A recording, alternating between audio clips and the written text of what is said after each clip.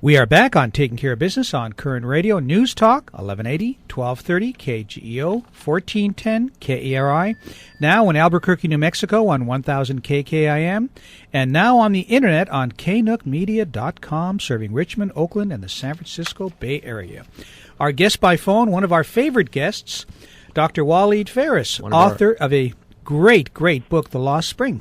Probably one of our most knowledgeable guests, too. Definitely one of our most knowledgeable guests. I can't think of anybody that has the expertise that he has. In fact, Dr. Phares, one of the things I was thinking about last night when I was getting ready for this interview was how different things would be had Romney won the election, and you as an advisor to him, I can't imagine what position you would have in a Romney administration and how different the advice would be that the president's getting if you were in that position. Well, let me tell you one thing. In this book, The Lost Spring, there is a whole chapter about what we were trying to do had a Romney administration been voted in, been elected. And I can tell you now as a historian that the guarantee that this great team that he has assembled, he assembled the English or the British way, a shadow cabinet.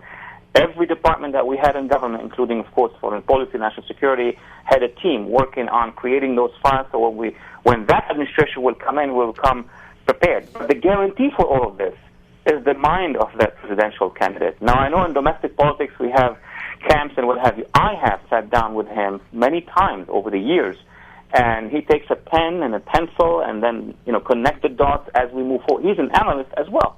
So I can tell you that had there been a Romney administration in 13 or in 12 have been elected, we would have addressed Syria differently, Iran differently, Egypt differently, and of course you hear in the debate, this morning you hear in the debate that Russia would have been addressed differently, as you know.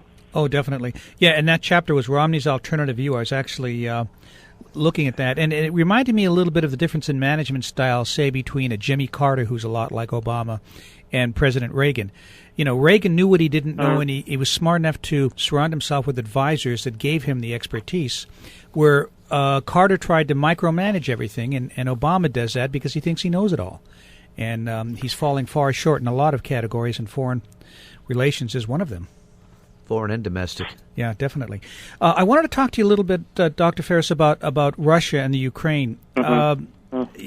This week in The Hague, President Obama made the ridiculous statement of calling Russia a regional power. I mean, how do you get away with this kind of ineptitude? Look, I was on Fox last night with Lou Dobbs, and Lou asked me the same question, and I even was interviewed on Air TV just before I come on your show. We cannot call Russia a regional power. Russia is not Iran. Iran is a regional power. Yes. Nigeria and the, wherever the corner they are in now is a regional power. Russia has influence in Syria, in Iran, in Iraq now. It has a lot of influence in Venezuela, and the Venezuela regime has influence with 5 more regimes here. Russia has a presence on the Pacific Rim. It's part of the Pacific Rim. It has Vladivostok. It has a fleet there. It has a fleet in the north, the Arctic. It has a claim on the Arctic, and of course in the Black Sea, and of course across Europe. Plus, the most important thing, forget all of that, Russia has a nuclear power, has a military nuclear power with ballistic missiles in higher numbers than us. So when we want to address the issue of Russia, we need to be very modest, and we need to be very firm and strategic, not dismiss it as a regional power with some problems in the neighborhood the way it was addressed. I guess that's has to go back to lack of knowledge of foreign affairs and bad advice from people that haven't ever been involved in foreign affairs. I mean, we've got John Kerry running around the world. What does he know about foreign affairs, this veteran from Vietnam that got shot? Well, yeah, I can't, comment on this. I can comment on one thing. I mean, this is so basic. Russia being a superpower, and we are the supreme superpower, right? But Russia is the other superpower. It has a veto at the Security Council. It has China with it as a veto in the Security Council. When candidate Romney said that Russia is our major political foe, he did not mean that we're going to go at war with Russia. What he meant is you deal with it in a different manner. You deal with it at a strategic level. Unfortunately, that was not the case lately. Well, we're reducing our nukes unilaterally. We're reducing our military. we're not going to be a superpower if we continue along the track we're currently on. Look, in my neck of the woods, I'll say the Middle East, we are now on a general retreat. We have surrendered basically to Iran over Iraq, right, and Syria and Lebanon and parts of Yemen. We have abandoned the Arab moderates in the Gulf. We are putting pressure on a major ally, that's Egypt, which is fighting Al-Qaeda in the Sinai, blocking Hamas.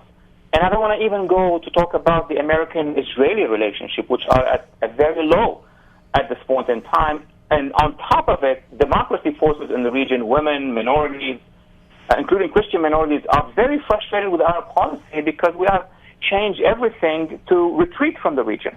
Yeah, it's scary. Our guest by phone, Fox News contributor and author of a great new book, The Lost Spring, Dr. Walid Phares. Dr. Phares, you touched on a couple things I wanted to talk about there. First of all, Israel. Okay, we are kind of dissing Israel in a lot of ways. Is Israel going to be forced to act on its own when it comes to Iran because we're not doing anything? Israel in an absolute different position than any other country in the region, facing the Iranian regime, facing Hamas, facing Hezbollah. In the past, there would have been sometimes little disagreements, tactical disagreements, of the kind we have with Great Britain or with France or with our other NATO allies on little technical issues. But now, the disagreement is philosophical. The disagreement is strategic. There is a pressure being applied on Israel at a time where Israel is confronting Iran to the east, Syria to the northeast, Syria regime, Hezbollah to the north, and Gaza to the south.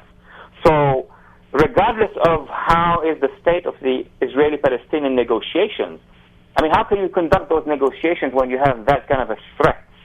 So the Israeli clock, let me put it that way, is different now from our clock. If they know that the Iranians are arming long-range missiles with any conventional or non-conventional weapon system, they will do what they have to do, and then they will make the phone call. That's where they are at this point in time. And do you think that's going to happen? Well, it's all in the hands of the Iranian regime. The more we make concession to the Iranian regime, the more we appear as weak. We let go of Assad in that agreement. We let go of the Iranian regime. We're killing those sanctions. We're sending cash. I mean, gentlemen, $1 billion have been transferred already from Iranian frozen assets, and there will be up to $8 billion, as far as I understand, given to the Iranians. So when the Iranians see that the U.S. is retreating, is surrendering, is giving all these advantages, they may be tempted to conduct something coordinated with Hezbollah, with Hamas, and with other forces in the region. If that happens, then the Israeli will have no choice. Israel is going to take care of business one of these days. I have to apologize, Doctor. I am so frustrated with our leadership right now and our uninformed population. People just don't care. And this is part of the problem we're having in the United States today and in our domestic as well as foreign relations. Well, I'd say this. There are people who do not care, but because they are not informed. When you have our almost entire academic structure in this country, the mainstream academic structure, is not doing their job, is not informing the public, are not educating the public, when most of our mainstream, I don't want to be excessive, most of our mainstream media, because of that academic faultiness, also are not doing their job. So how do you want ordinary citizens to be informed? Had it not been thanks to bloggers or radio shows like yours, had it not been for free media in this country, you wouldn't even have any public that is informed, any segment of the public that is informed. Well, they're trying to take free media away too. I mean, they wanted to come in and know what you were going to talk about before you talked about it on TV and radio. Yeah, which is scary. Yeah, there was this attempt, but I think that free media and the public, stood firmly on this one. This is a foundation of America. If that changes, America will change completely. Definitely, yeah. I saw a cartoon yesterday that frightened me a little bit. It was Obama standing next to a Iranian leader, and the caption was, "If you like your nuclear program, you can keep it." The interim agreement we made with Iran, it's as faulty as can be.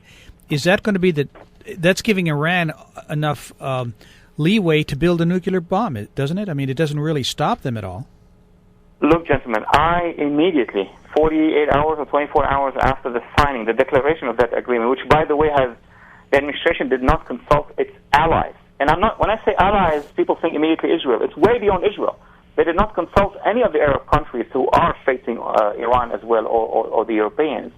But when that agreement was made public, my first article on the issue was, it's Munich. It's Munich in the Middle East. Yes. We are trusting an Iranian regime which basically has promised that they would change, and every bit of information, every signal we're getting from them is that they are changing, but towards the worse.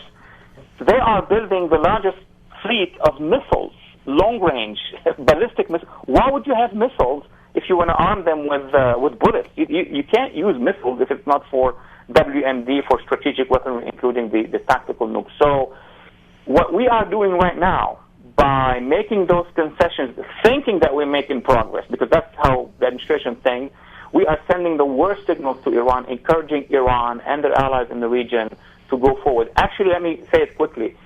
I think that what we've done in Syria, this agreement that came as a result of us not doing anything in front of the crossing of the red line, may have prompted the Russians to do what they've done. This is a direct collaboration, connection between the two. Because they saw us not firm with Syria regime, not firm with the Iranian regime, they said, well, this administration is not going to do anything, so let's go ahead and do what we have to do. I totally agree with you. Neville Chamberlain Obama. The book is The Lost Spring. The author is Dr. Walid Phares. Dr. Phares, thank you so much for coming on again, and we'd love to have you come back. I will be happy to come back. Thank you for your excellent show, and I wish you the best and the best expansion as well. Thank you, Doctor. Thank you. We'll be back in a moment Thank on you. Taking Care of Business on Koerner Radio. News Talk 1180.